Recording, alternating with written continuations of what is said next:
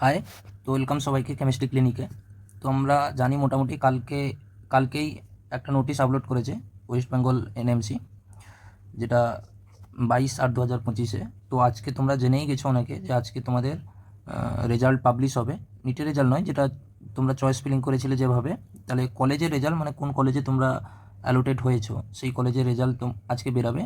সেটা দেখো, কালকেই পাবলিশ করেছে নোটিশটা। তো আজকে কখন রেজাল্টটা বেরাবে, তোমরা 11টা AM এর পরই কোন কলেজে তোমাদের অ্যালটমেন্ট হয়েছে বা কোন কলেজ পেয়েছো তোমরা, সেটা ডেন্টাল হোক, প্রাইভেট ডেন্টাল হোক, সেমি গভর্নমেন্ট MBBS হোক বা MBBS হোক, কোন কলেজ পেয়েছো তোমরা কিন্তু আজকে 11টার পর তোমরা জেনে যাবে।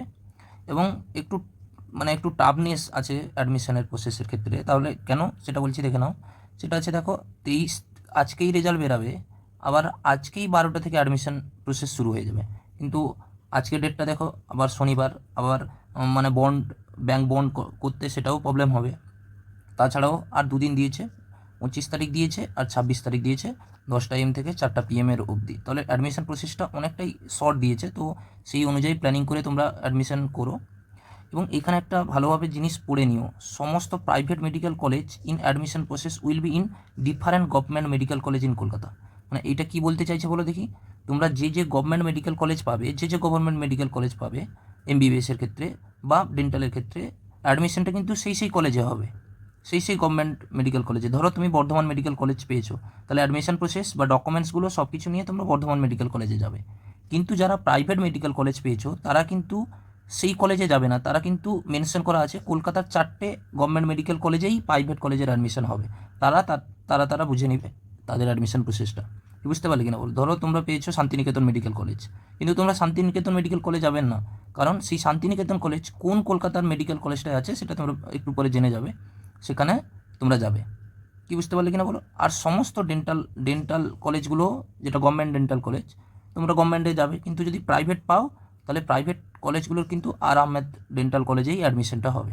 কি বুঝতে পারলে। তাহলে এগুলো হচ্ছে এদের ডেট, যে 25 তারিখ, 26 তারিখ আর 23 তারিখ, মানে কালকেই আজকেই রেজাল্ট বেরোচ্ছে। তো আজকে তোমরা 12টার পর থেকে অ্যাভেলেবেল হয়ে যাবে। তো একটা কাজ করবে, রেজাল্ট বেরানোর পর বা অ্যালোটেড কলেজে তোমরা পেয়ে গেলে কলেজ অ্যালোটেড লেটার কিন্তু তোমরা সঙ্গে সঙ্গে ডাউনলোড করে নিয়ে প্রসেসটা শুরু করে দেবে। আজকে বা 25 তারিখেই অ্যাডমিশনটা নিয়ে নেওয়ার চেষ্টা করবে। হয়েছে। আবার আরও একটা নোটিশ দেখে নাও। তারপর নেক্সট কী বলছে, দ্য শিডিউল ফ্রম রাউন্ড 2 শিডিউলটা কিন্তু onwards shall remaining same as published on এত, মানে 6 তারিখে পাবলিশ করবে রাউন্ড 2 শিডিউল কী হবে। ঠিক আছে, এটা দেখে নিও তোমরা ভালোভাবে একটু। আর ডেন্টাল প্রাইভেট কলেজ যেগুলো গুরু নানক, হলদিয়া, কুসুমদেবী, সনকা, এগুলোর কিন্তু অ্যাডমিশন এই কলেজে হবে। এই কলেজগুলোতে তোমরা যেও না, আর আহমেদ ডেন্টাল কলেজেই তোমাদের ডকুমেন্টস বন্ড যা ডকুমেন্টস ছিল সব ডকুমেন্টস নিয়ে তোমরা এই আর আহমেদ ডেন্টাল কলেজে যাবে। আর যেটা MBBS-এর প্রাইভেট কলেজগুলো, সেটা কিন্তু 4টে আছে, সেটা আমি পরে আপলোড করে দিচ্ছি আর একটু পর। সেখানে তোমরা সেইখানে যাবে, সেই সব প্রাইভেট কলেজে যেও না। কি বুঝতে পারলে। তাহলে রাউন্ড 2 কাউন্সিলিংটা কবে থেকে শুরু হবে এটাও দেখে নিও। আর কলেজ লেটার তো পেয়েই গেছো, সেটা ডাউনলোড করে পেয়ে যাবে। সেগুলো তোমরা যে যারা আপলোড করে রেডি হয়ে থাকো কলেজে অ্যাডমিশন নেওয়ার জন্য। ঠিক আছে, থ্যাংক ইউ।